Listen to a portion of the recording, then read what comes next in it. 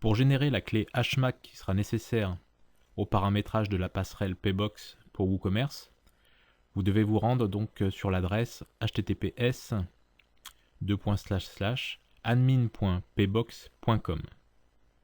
Il existe également une autre adresse en pré-production qui s'avère inutile puisque vous pouvez tout à fait tester votre passerelle de paiement lorsque vous êtes en mode test mais sur les serveurs de production. Donc une fois que vous êtes connecté sur admin.paybox.com, vous allez dans l'onglet Informations. Tout en bas, vous allez avoir le générateur de la clé HMAC. Donc ici, ce qui est attendu, c'est une phrase, plus qu'un mot de passe, parce que vous allez voir qu'en fait, la force qui est indiquée ici, 0%, va croître en fonction de la complexité de la chaîne que vous donnez en paramètres. Donc si on veut voir la chaîne que l'on saisit, on peut décocher cette petite case. Donc je vais faire par exemple, ceci est un test de phrase de passe. Donc là on voit que la force a atteint 100%, ce qui permet de libérer le bouton valider pour générer la clé. Donc j'ai mis 1 en chiffres parce que ça augmente en fait la puissance de la phrase. Si j'avais laissé 1 en lettres, je ne serais pas encore à 100%. Donc essayez de mêler différents caractères dont les chiffres et les lettres. Donc maintenant je peux cliquer sur générer une clé. La clé se génère. On ne va pas la copier tout de suite, on va simplement cliquer sur valider. Ça nous renvoie en haut de page et ça nous indique en fait que l'on va recevoir un email de confirmation de cette clé. Donc la clé, qui est indiquée ici clé de production, parce que nous sommes sur admin.paybox.com et non pas sur pré-prod admin.paybox.com, on va pouvoir cette fois-ci la copier. Donc je fais un CTRL A pour la sélectionner, CTRL C pour la copier. Donc elle ne sera active que lorsque j'aurai validé le lien qui se trouve dans l'email qui a été envoyé sur mon adresse. Donc nous allons relever le courrier. Voilà l'email de Paybox qui nous indique donc un changement de la clé HMAC de production. Donc à l'intérieur, vous allez retrouver non pas la clé parce qu'il ne l'envoie jamais par email, mais un lien qui va vous permettre de valider la clé. Donc je clique dessus. Voilà, votre clé est activée. Donc là, ils mettent en fait une date d'expiration de 1 an. Sur le manuel, c'est indiqué 1 mois.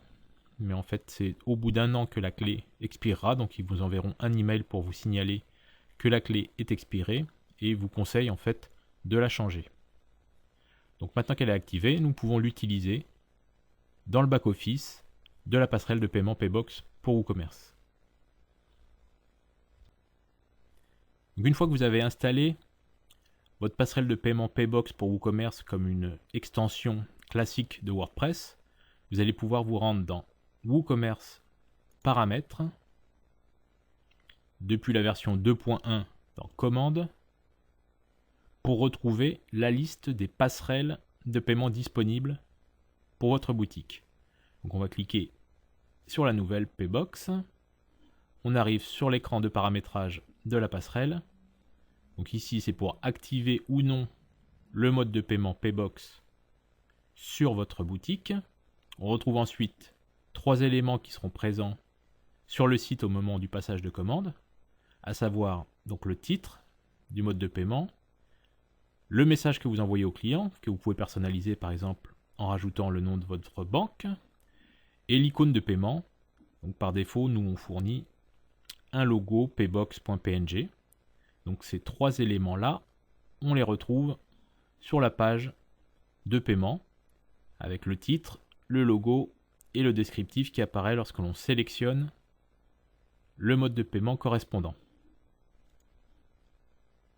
Viennent ensuite des éléments qui vous sont fournis par Pbox, à savoir le numéro de site, le numéro de TPE, l'identifiant Pbox et le rang. Donc attention, le rang c'est sur 2 chiffres. Vous pouvez le trouver sur 3 chiffres sur le back-office de Pbox. C'est une erreur, en fait seuls les 2 derniers chiffres sont pris en compte. Donc si vous trouvez 001, il faut savoir qu'il faut renseigner ici 01.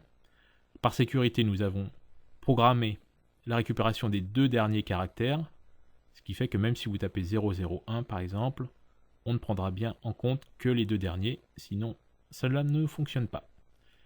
On retrouve ensuite la devise, donc qui répond à la norme ISO, 978 par exemple pour l'euro. On retrouve ensuite le log file, c'est-à-dire c'est un fichier qui va enregistrer en particulier les retours de banque, ce qui peut être intéressant en cas de problème, de litige ou autre. Toutes les données que l'on réceptionne en retour de banque seront inscrites dans ce fichier texte. Donc c'est un chemin absolu par rapport à votre serveur. Vous créez le dossier log et vous indiquez ici un fichier texte qui, s'il n'existe pas, sera créé. Ensuite, on va indiquer le mode d'utilisation de Pbox. Donc ici, vous avez 2 choix, production ou test. En théorie, il faudrait effectuer les tests en mode test et ensuite passer en production avec le mode production et l'aval de Pbox qui aura basculé votre site en mode production. En réalité, on peut tout à fait réaliser le test en mode production directement, donc en se passant du mode test. En fait, lorsque l'on choisit dans cette liste déroulante test ou production, ça n'affecte que l'URL de connexion au serveur Pbox. Soit on est sur un serveur de pré-production, soit on est sur le serveur de production. Mais tant que votre site n'a pas basculé en mode production, vous pouvez tout à fait utiliser les serveurs de production, c'est même conseillé, pour effectuer vos tests. Donc l'avantage, c'est que vous n'aurez qu'une seule clé HMAC à générer, alors que si vous devez passer par les serveurs de test, pour effectuer les tests, il vous faudra une clé de test. Et si vous devez ensuite basculer en production, il faudra à nouveau générer une clé pour le mode production. Donc là, on n'a qu'une seule clé. Nous l'avons générée. Nous la collons dans l'emplacement. Debug nous permettra en mode de test d'afficher les informations de débugage et en particulier toutes les informations que l'on va faire parvenir à la banque. Donc il est conseillé dans un premier temps de laisser cocher cette case pour afficher ces informations et voir que tout est opérationnel. On termine donc par quelques informations sur votre installation. Ça vous permet en particulier de retrouver les liens absolus vers la racine WordPress, c'est-à-dire où est enregistré le script WordPress et également sur la racine de l'hébergement. Donc la différence entre les deux, c'est que public HTML, ce que vous mettez à l'intérieur sera accessible en HTTP, c'est-à-dire par un navigateur, alors que ce que vous mettez ici ne le sera pas. On ne pourra pas y accéder. Donc c'est pour ça qu'on a utilisé par exemple cette racine-là pour l'enregistrement des logs, parce que ça c'est pas des fichiers que l'on doit rendre accessibles, donc on les place dans un niveau inférieur, ce qui permet de les protéger. Une fois que vous avez renseigné toutes ces informations, vous pouvez enregistrer les changements. Votre passerelle de paiement est opérationnelle. Vous n'oublierez pas d'aller saisir votre clé de licence dans la partie réglages pour pouvoir bénéficier de 12 mois de mise à jour et de support.